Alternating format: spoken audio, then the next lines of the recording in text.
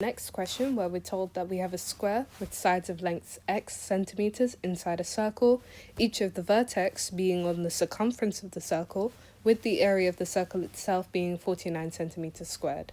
So we're asked to work out the value of x. So first things first, so let's draw out the diagram so we can get a better understanding of what's going on.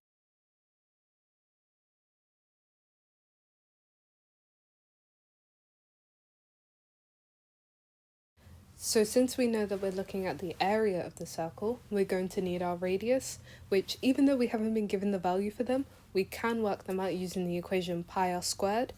Equate that to 49 because of course that's our area, and then solving for what r could be, which will help us find out later on what x could be. So we'll start off with pi r squared is equal to 49, then we divide pi from both sides to get r squared is equal to 49 divided by pi, then square rooting both sides to get the square root of 49 divided by pi is our radius, which is roughly equal to 3.95. So we know that our two radii come together and meet at the center to form a right angle. So now we can see that we've got a small right angle triangle inside the center of our circle. So using that, we can work out that our x would be our hypotenuse of the triangle.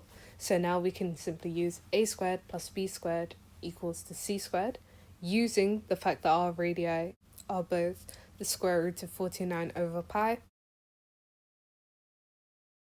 Plugging that into our calculator, we can see that we get x squared is equal to 31.194, and we'd square root both sides to find out our actual value of x, which to three significant figures as they specify in the question is 5.59.